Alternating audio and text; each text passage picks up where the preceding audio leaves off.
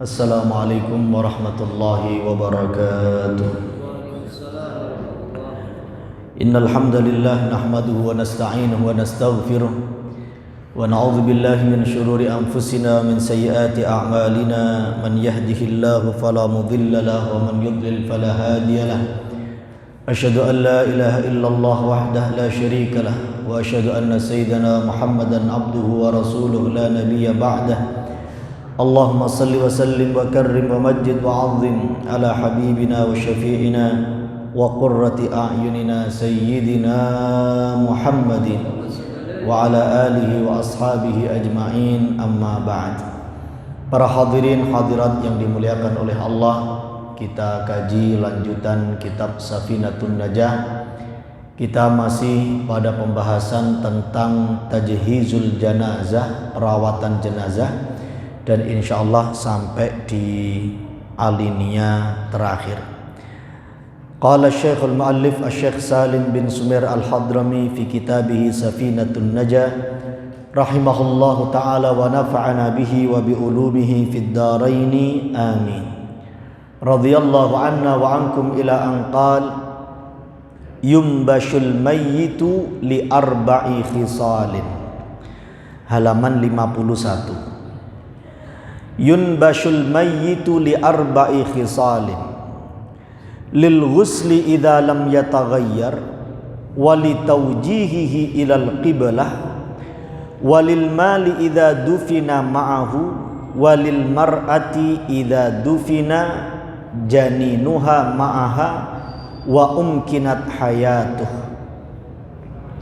Mayat yang sudah dikubur wajib digali kuburannya karena 4 hal, yaitu 1, untuk dimandikan apabila belum berubah bau dan anggota tubuhnya. 2, untuk dihadapkan kiblat. 3, karena harta yang terkubur bersamanya. 4, karena mayat tersebut adalah perempuan hamil jika janinnya dikubur bersamanya sedangkan dimungkinkan masih hidupnya janin tersebut. Dados alinea menika njelasaken tentang hal-hal yang mewajibkan menggali kubur. Ilustrasinya, jenazah sudah dimakamkan, tentu tidak bisa digali lagi kecuali karena 1 dari 4 alasan ini.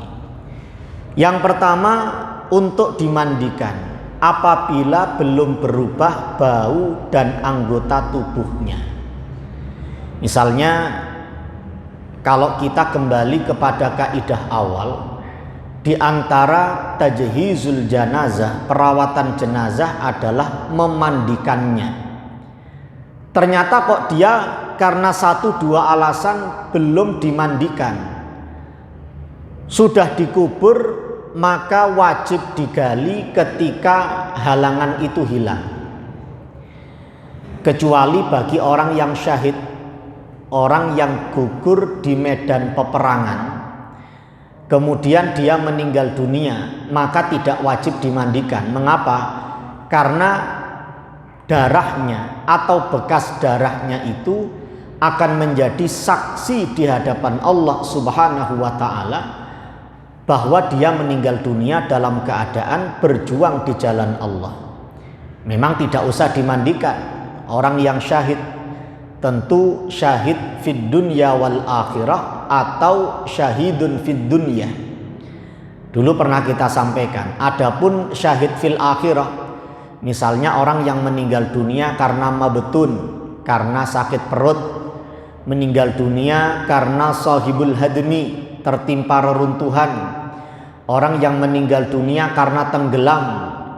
Tenggelam memang nggak perlu dimandikan karena memang sudah mandi sendiri, ya. Ada syahid di akhirat. Syahid akhirat itu kayak misalnya orang sakit perut tadi itu, maka dia wajib dimandikan. Maka yang kita maksud tadi itu syahidun fid dunya wal akhirah atau syahid fid dunya.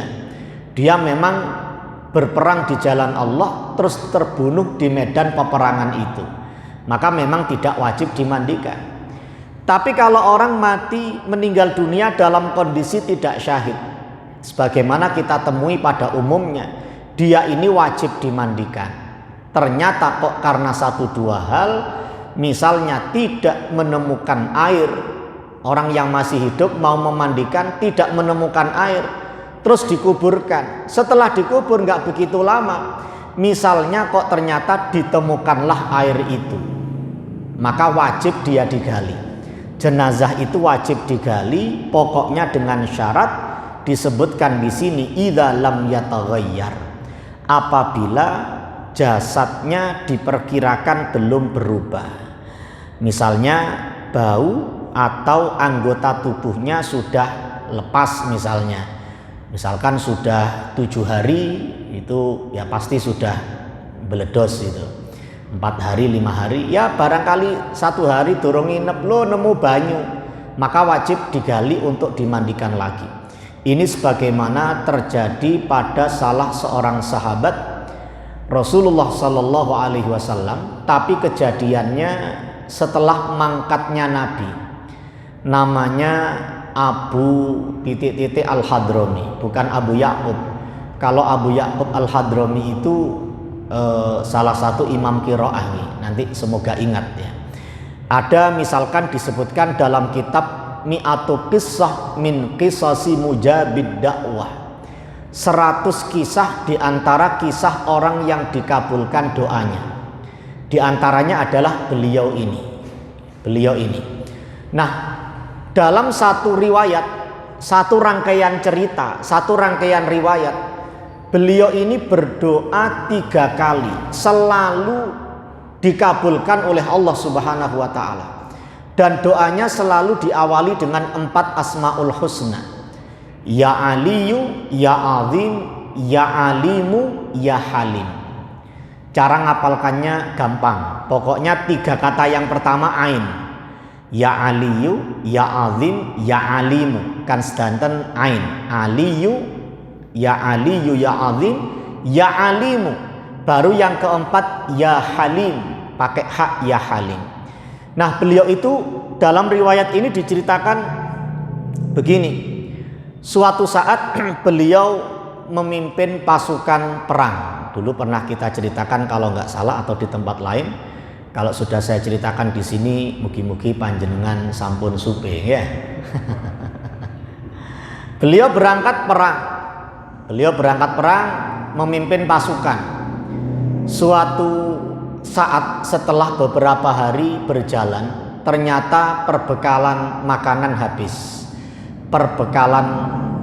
habis, pasukan beliau masih bisa bertahan. Tapi 1 hari 2 hari berikutnya perbekalan minum juga habis. Akhirnya salah satu pasukan ini melobi sang panglima, sinten asmonipun, Abu Al-Hadrami. Kula ilingi Abu Ya'qub, bukan Abu Ya'qub. Nanti semoga ingat ya. Kalau nanti dimasukkan di YouTube, tinggal dikasih keterangan di bawah kalau sudah ingat. Oh, namanya Abu ini Al-Hadrami itu ya. Kan nggak enak mlebu YouTube tapi lali jenenge itu kan. Nanti insya Allah disusulkan. Nah, beliau ini satu masuk peperangan, di perjalanan, perbekalan air habis. Akhirnya muridnya bilang, wahai Panglima, kalau makanan kita habis beberapa hari yang lalu, kita bisa bertahan. Tapi kalau yang habis ini minuman, dan kita berada di padang pasir, ini pasti akan mengancam nyawa pasukan Paduka, pasukan panjenengan.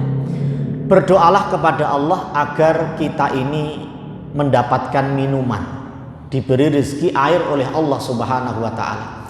Akhirnya beliau Al-Hadrami ini berdoa, diawali dengan 4 tadi itu. Ya Aliyu, Ya Azim, Ya Alimu, Ya Halim, Isqina. Ya Aliyu, wahidat yang maha tinggi. Ya Alim, wahidat yang maha mengetahui. Ya Azim, wahidat yang maha agung. Ya Halim, wahidat yang maha lembut. Berilah kami air minum. Setelah beliau berdoa seperti itu, melanjutkan perjalanan sebentar, ternyata ditemukan air sungai yang begitu deras. Oh, beliau dan pasukannya langsung tidak hanya minum, itu mandi di situ, kemudian minum dan memasukkan perbekalan air itu di dalam wadah yang namanya girbah. Bahasa kita girbah, insya Allah sudah jadi bahasa Indonesia itu girbah. Girbah itu nopo niku kulitnya kambing, tapi yang lobang yang dilobangi cuma ininya tok itu. Setelah disamak tentunya, terus di bagian leher itu ada lobangnya. Di kampung-kampung di Arab, termasuk di kota Tarim, Hadramaut, masih ada itu. Dan biasanya dicentelkan, digantungkan di pintu masjid, di samping pintu masjid. Jadi orang mau masuk itu bisa ngambil air dari girbah itu. Dan banyak di Masjid Ba'alawi 2004 itu masih ada. Kemudian di Wadi Doan, masjid-masjid itu menyediakan girbah. Jadi ya kayak kambing itu, cuma kulit sudah kering itu, terus ada air di situ. Terus kemudian air itu dikeluarkan, disuntuk dikit gitu, keluar dari bagian leher kulit kambing itu. Saya pernah merasakan ketika girbah itu masih baru. Kalau kita minum air dari girbah yang masih baru, kayak minum dodone gule, karena rasa kambingnya masih ada. Seamis ala lebus-lebusnya ini. Nah, tapi di Baduy kampung Udik itu sangat bermanfaat sekali girbah itu untuk nyimpan air. Nah, mereka itu nyimpan di girbah-girbahnya itu. Ada yang nyimpan di inaknya, di wadahnya. Murid-muridnya Abu Titik Al-Hadrami ini.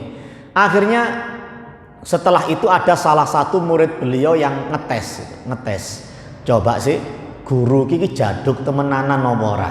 Jaduk temenanan apa ora? Akhirnya salah satu dari mereka itu ngisi wadah, terus wadahnya sengaja ditinggal. Akhirnya berangkat. Sudah, kita selesai minum di sini, silakan isi. Kita berangkat melanjutkan perjalanan, kata beliau. Akhirnya melanjutkan perjalanan, sudah selesai. Tidak lama dari tempat itu, murid yang ngetes tadi itu usul kepada sang panglima. Panglima, air saya ketinggalan dan kita belum jauh meninggalkan tempat yang tadi mengalir sungai itu. Apakah berkenan saya kembali untuk pulang mengambil wadah air saya? Kata sang panglima, kamu jangan pulang sendirian, jangan ke situ sendirian. Nanti padang pasir banyak serigala atau kamu tersesat. Ayo kita kembali semuanya. Kita kembali semuanya untuk nemeni dia ngambil wadah air itu dan yang masih ada airnya. Akhirnya semuanya kembali. Apa yang terjadi?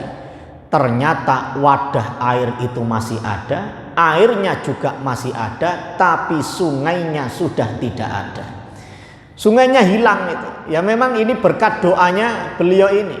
Berkat doanya beliau yang minta diberi air, dikaruniai air oleh Allah Subhanahu wa taala dan diawali dengan ya Aliyu ya Azim, ya Alimu ya Halim. Akhirnya doa ini kan dikutip di beberapa hizib gitu kan, ya Ali, karena doa mustajab. Manten-manten berangkat malih menuju ke Bahrain. Jadi medan pertempurannya itu di Bahrain. Ten pundi, Pak? Ten pundi sanes Bahrain. Bahrain lah mriki nggih. Pergi ke Bahrain harus menyeberangi lautan. Akhirnya mereka nggak punya perahu, nggak punya kapal. Akhirnya minta lagi kepada beliau, berdoalah kepada Allah agar kita bisa melewati perairan ini. Akhirnya beliau berdoa dan diawali lagi-lagi dengan 4 Asmaul Husna itu. Ya Aliyu ya Azim, ya Alimu ya Halim, a'birna. Berikan kami kemampuan untuk melewati laut atau perairan ini. Dan beliau dan pasukan bisa melewati, kurang lebih sama seperti mukjizat Nabi Musa. Bisa lewat. Ini riwayatnya valid, sahih ini. Akhirnya pulang, cerita wis mari perang kok diceritakan wis tang-ding gitu lek radio karek wajan diduduli tang-ding perang itu.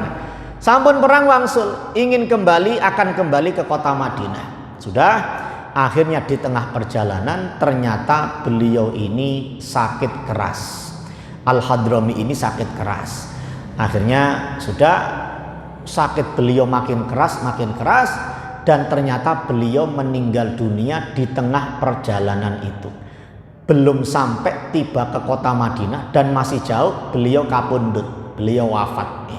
Kalau mati nggak ada obatnya. Akhirnya beliau wafat, nggak ada air, wong di tengah perjalanan nggak ada air, padang pasir yang sangat luas. Akhirnya beliau ini dimakamkan apa adanya, tanpa dimandikan. Sudah dimakamkan, setelah itu pasukan beliau melanjutkan perjalanan untuk pulang ke kota Madinah. Ternyata kok jebulnya, napa jebulnya nih? Ujuk-ujuknya nggih ya, napa Indonesia? Napa Indonesia? Betul tentang Indonesia niki. Pokoknya tiba-tiba itu mereka menemukan oase, menemukan air yang ada di tengah padang pasir itu. Akhirnya bilang antar sesama pasukan itu musyawarah, gimana ini? Kita belum jauh meninggalkan makam beliau, dan beliau kita makamkan dalam keadaan belum kita mandikan. Gimana? Ya secara fikih harus dimandikan. Dan insya Allah tidak begitu lama kita meninggalkan. Lam yataghayyar bahasa fikihnya di sini. Bau dan anggota tubuhnya belum berubah. Ya sudah, ayo kita ambil. Akhirnya kembali lagi ke tempat makam itu, gundukan tanah yang beliau habis saja dimakamkan, gundukan tanahnya masih ada. Kemudian bekas kaki yang melingkar, yang mengitari gundukan itu juga masih ada. Akhirnya digali, tapi jasad beliau sudah tidak ada. Tidak ditemukan. Geger, loh ini gimana? Bukankah di sini tempatnya? Iyalah, ini bekas kaki kita masih ada. Kita kan juga belum begitu jauh meninggalkan tempat ini. Gundukan dan batunya juga masih ada. Akhirnya digali-gali memang tidak ada. Akhirnya salah satu murid beliau mengatakan, saya yang merawat selama beliau sakit. Ketika beliau sakit parah, saya dengar beliau berdoa. Dan doanya tadi itu, ya Aliyu ya Azim, ya Alimu ya Halim, akhfi jasadi, sembunyikan jasadku. Jadi memang beliau minta untuk disembunyikan jasadnya. Wallahu a'lam motif dan alasan beliau apa, tapi potensinya karena khawatir kelihatan auratnya. Mungkin saja kan kelihatan aurat orang lain. Intinya beliau berdoa begitu, minta supaya jasadnya disembunyikan. Benar itu. Ternyata jasad beliau memang tidak ditemukan, padahal bisa dipastikan itu makam beliau. Ada beberapa kesimpulan. Yang pertama, monggo, berarti ini doa yang namanya doa mustajab, doa mujarab. Mujarab itu teruji, terbukti, manjur. Kalau dibaca memang potensinya besar dikabulkan oleh Allah. Tapi ya kadang tergantung juga keyakinan, tergantung siapa yang baca. Kadang redaksi bacaannya sama, tapi yang baca tidak sama. Mugi-mugi tetap angsal barokah 4 asmaul husna ini. Doa apapun, panjenengan punya hajat apapun, awali dengan 4 asmaul husna itu. Misalkan kok ngeluh gak waras-waras, ya Aliyu ya Azim, ya Alimu ya Halim. Terus lek mboten saged cara Arabe, nopo ngelundas iki bahasa Arab ya. Akhirnya sembuhkan sakit kepala saya. Jangan sampai kayak tadi, kalau beliau sembunyikan jasad saya, ngono jenengan kleru, sembunyikan kepala saya. Kemulan mawon ya. Sembuhkan sakit kepala saya. Insya Allah banyak yang membuktikan. Orang-orang yang kita kasih doa ini terus punya hajat apapun, hajat itu tetap dibaca, dimintakan kepada Gusti Allah, tapi awali dengan 4 asmaul husna nih. Sampun hafal ya? Jenengan lah kados Imam Syafi'i ya, krungu sepisan langsung hafal, cepet hafal tapi ya cepet kita cepet hafal cepet lali. Ya Aliyu terus ya Azim, kalau iyanya kan sama. Aliyu, Azimu, Alimu, Azimu, terus Halimu. Ya Aliyu ya Azim, ya Aliyu ya Azim, ya Alimu ya Halim. Hurufnya mirip-mirip, ain lam ain dan lam banyak yang terulang. Ya aliyu, terus ya azim, terus ya alimu, ya halim. Nggih mangke kemawon kalau tidak tahu secara tepat spelling atau urutan hurufnya nanti bisa kita catatkan. Bisa kita catatkan. Ya aliyu, ya azim, ya alimu, ya halim. Nggih. Itu doa yang mujarrab. Lalu yang kedua, terkait dengan cerita kita tadi itu, cerita ini menandaskan bahwa kalau ada jasad yang karena satu dua hal belum dimandikan, insya Allah kalau di negara kita jaranglah moro kentekan banyu mboten saged dimandikan ngoten almarhum ini. Tapi kisah tadi itu paling tidak membuktikan bahwa bisa menjadi contoh kisah keterangan ini. Kalau tidak menemukan air, terus yang wafat sudah dimakamkan oleh orang-orang, maka wajib digali untuk dimandikan. Nggih, wallahu a'lam. Tidak masuk dalam pembahasan ini, tapi ada beberapa keterangan jangan sampai makam muslim dan non muslim itu campur. Karena yang dulu pernah kita sindir, al-jarusu, tetangga yang buruk itu akan mengganggu kita ketika kita hidup, termasuk ketika kita meninggal dunia pun juga akan terganggu. Sampai kapan? Lah orang itu kan di alam kubur sampai hari kiamat. Sampai hari kiamat akan terganggu. Dalam hadis seperti itu. Jadi mengapa dalam fikih itu makam muslim disendirikan dengan makam non muslim? Bukan berarti nopo nggih karena nopo istilahnya nopo niku diskriminasi mboten, tapi demi kepentingan dunia akhirat ini, dunia akhirat. Jadi gimana kalau seandainya kok seseorang dimakamkan, ternyata kok di sampingnya itu makam non muslim, sudah terlanjur dimakamkan, lebih baik dipindah. Nggak apa-apa dipindah. Banyak keterangan kitabnya, saya nggak hafal, tapi saya bisa membuktikan secara ilmiah karena pernah menangani seseorang ngantarkan jenazah, kok ternyata tetangganya banyak tanda-tanda yang menunjukkan makam ini makam non muslim. Kaget. Terus kita sampaikan kepada suaminya dan alhamdulillah menerima. Terus supaya kita nggak salah, akhirnya kita cari keterangan-keterangan kitabnya, memang ya lebih baik dipindah. Bahkan ada keterangan seandainya ada perempuan zimmi, kafir zimmi, terus punya anak. Kafir zimmi ini dinikahi oleh lelaki muslim, anaknya kan muslim. Seandainya misalnya ada kemungkinan, nanti keterangan ini kok ada kemungkinan janinnya itu masih hidup, itu harus dikeluarkan dari perutnya. Karena jangan sampai satu liang lahat dengan ibunya yang non muslim. Jadi sampai seperti itu.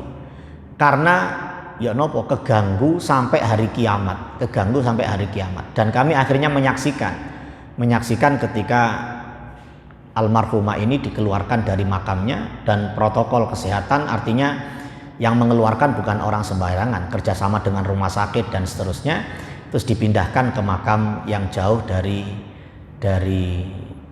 makam yang di situ banyak non muslimnya. Jadi terganggu oleh tetangga. Yang saya pikirkan itu, yang kita pikirkan, tonggo yai keganggu ambek jeritane, itu kan disiksa tuh. Disiksa jerit-jerit sampai yang muslim ini keganggu. Sampai kapan? Sampai kiamat itu. Yang kita pikirkan, terus ya opo sing disiksa itu sampai kiamat itu. Wong sing tonggo yai gak kuat itu. Tetangganya saja gak kuat dengan jeritan siksaannya, apalagi yang disiksa, orang yang disiksa itu sampai hari kiamat, bahkan nanti setelah kiamat bertambah lagi ketika dia masuk alam akhirat. Semoga kita wafat dalam keadaan iman Islam, dalam keadaan husnul khatimah. Amin ya rabbal alamin. Itu bisa lagi digali. Yang kedua, untuk dihadapkan kiblat. Misalnya ketika dimakamkan kok ternyata dia ini tidak dihadapkan ke kiblat, maka wajib digali lagi untuk dihadapkan ke kiblat. Dan ini terjadi ada seseorang meninggal dunia dikira masih non muslim. Terus ada yang setelah dimakamkan, ada yang memberikan kesaksian bahwa dia itu sudah syahadat. Ketika sakit parah itu sudah syahadat. Akhirnya kaget, yang diceritani kaget, padahal sudah dimakamkan, ya pemakamannya tidak sesuai aturan Islam, ya tidak dimandikan sesuai aturan fikih Islam, dan juga tidak dihadapkan ke kiblat. Akhirnya dilaporkan ke salah satu habaib yang ada di Malang. Marah beliau, ya pokon lawak mutasing nyakseni lek de syahadat, kok gak ngomong mulai mang. Akhirnya malam itu juga didatangi ke makamnya, digali, dimandikan, terus dihadapkan ke kiblat. Jadi memang wajib memberikan hak untuk orang yang meninggal dunia, dalam hal ini dimandikan. Sampai seandainya tidak dimandikan atau tidak dihadapkan ke kiblat, wajib yang hidup ini menjalankan aturan untuk dimandikan dan dihadapkan ke kiblat. Shallu ala Nabi Muhammad. Yang ketiga, wajib dimandikan, wajib digali lagi karena harta yang terkubur bersamanya. Kok HP ini kekubur pisan niku atos sing untune patian ya. Lek untune patian toko emas, toko perak niki kan harta ini. Lek sedo kedah dinawakaken niku. Kedah dilepas itu. Gali napa digali, dilepas. Untuk pasangan itu kan bukan anggota tubuh kita. Jadi harus digali, harus dilepas. Kok seandainya ada yang terkubur bersamanya, sedangkan Islam itu harus memenuhi ketentuan, nggak boleh ada hartanya yang dimakamkan. Kok ternyata ada yang dimakamkan, maka wajib digali. Napa niki? Umpami mboten sengaja ngoten nggih. Napa? Koyo ilustrasinya ya napa contone? Gak sengaja kekubur ngoten. Koyoke nggih angel nggih ya. Kalau sengaja dikubur, lalapo kok dikubur itu. Kok ikut dikubur itu. Ya seandainya ada, dan mungkin dia wasiat terus keluarganya gak ero dilebokno HP ini karena cek iso main HP misalnya, cek saged update status. Seandainya orang ten kuburan saged update status, Facebook niki rame. Diapakno awakmu pentungi kon kapan? Diapakno pisan? Di blender malaikat itu. Wis gak butuh pengajian kados mekaten ya. Nggih. Kuburane tiyang Islam cilik-cilik kemawon, mboten usah gede-gede, donyane mboten usah dilebetaken. Dan alhamdulillah syariat Islam, syariat agama kita kados mekaten. Coba seandainya syariatnya itu hartanya ikut dimakamkan, terus ikut dimandikan, njenengan anggone nyelawat 20 dina gak mari-mari ya. Ayo wis wonge mari didusi, mari dikafani, mari ayo saiki Inovai didusi, terus dikafani. Inovai mari, ayo saiki omahe dusi kafani. Nah, ini 20 hari anggone nyelawat mboten mantun-mantun. Alhamdulillah imut kula. Sing jaduk dongane sing diterami niki wau Abul A'la Al-Hadrami. Nggih. Abul A'la Al-Hadrami. Sanes Abu Yakub. Wonten nami sing mirip Abu Yakub Al-Hadrami, itu yang imam qiraah itu, imam qiraah.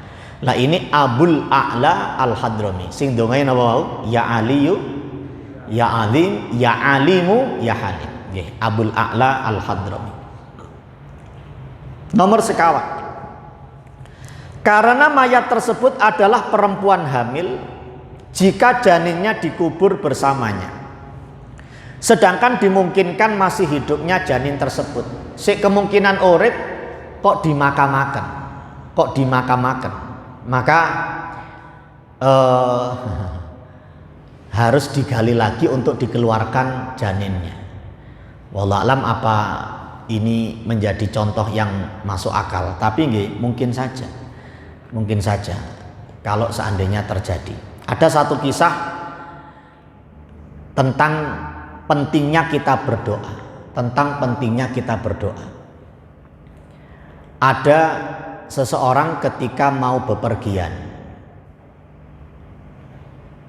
berdoa, astaudiukumullah, aku menitipkan kamu kepada Allah.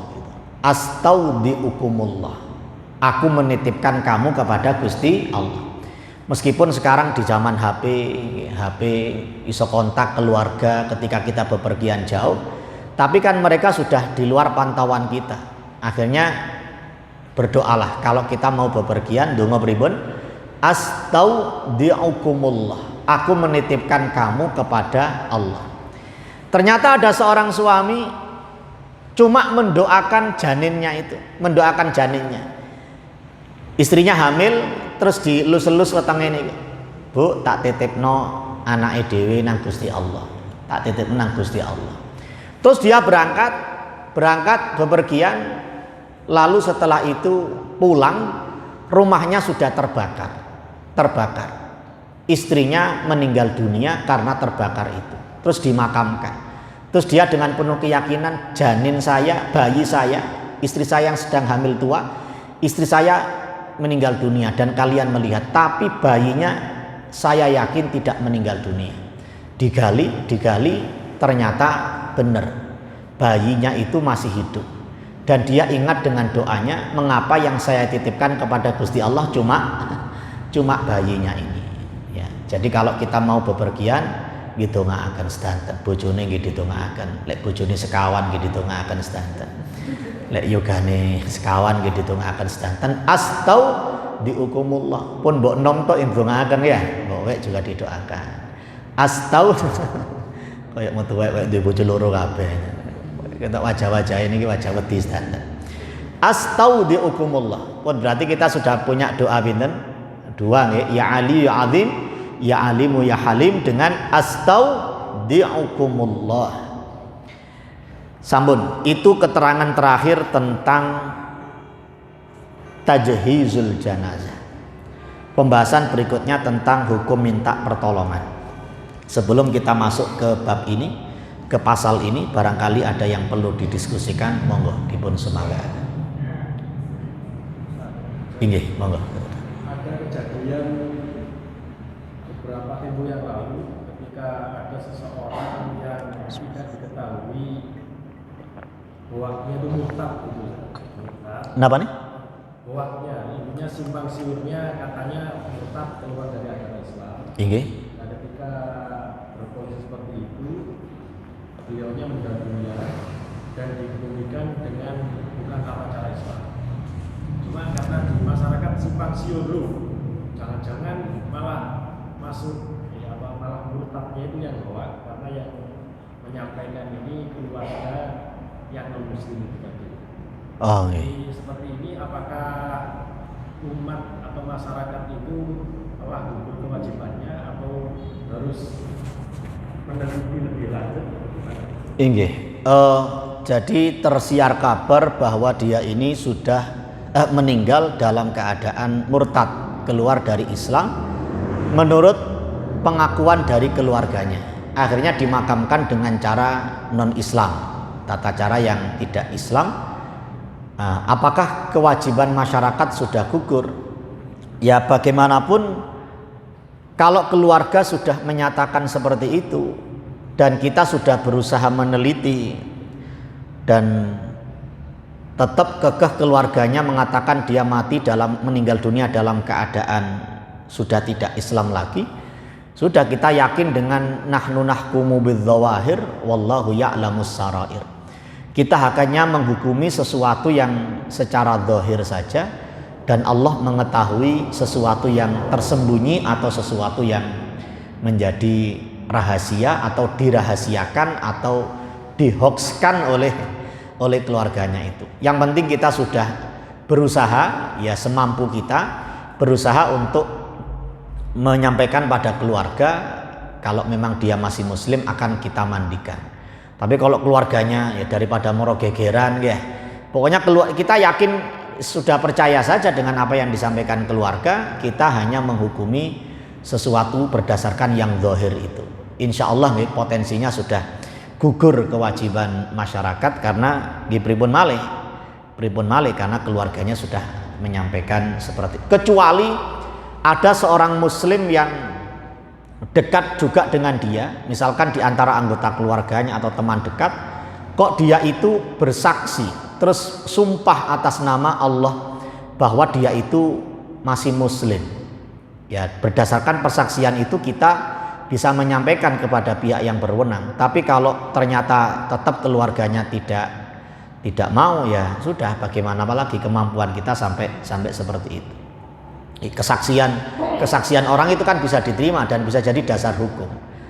Tapi ya kita bisa saja hanya menghukumi secara zahir ketika keluarganya kekeh menyampaikan bahwa dia mati dalam keadaan tidak Islam. Ini lintunya sampun. Lanjut. Allahumma shalli ala sayyidina Muhammad. Hukum minta pertolongan. Minta pertolongan khusus ini, pertolongan untuk melakukan sesuatu. Al-isti'anatu arba'u khisalin mubahatun wa khilaful aula wa makruhatun wa wajibatun. Fal mubahatu hiya taqribul ma'i wa khilaful aula hiya sabbul ma' ala nahwil mutawaddi. Wal makruhatu hiya liman yaghsilu a'dha'ahu.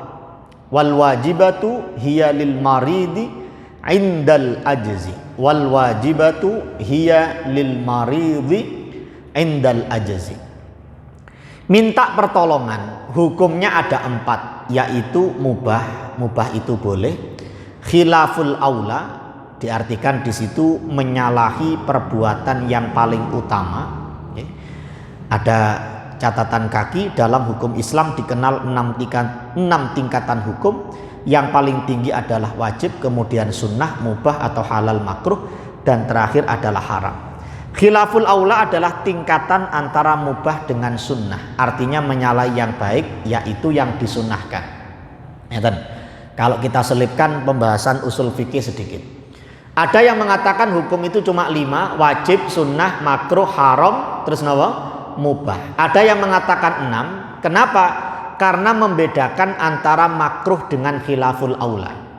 Ada yang menyamakan sehingga cuma 5. Ada yang membedakan antara makruh dengan khilaful aula. Akhirnya 6. Persamaannya apa? Sama. Makruh dengan khilaful aula itu sama.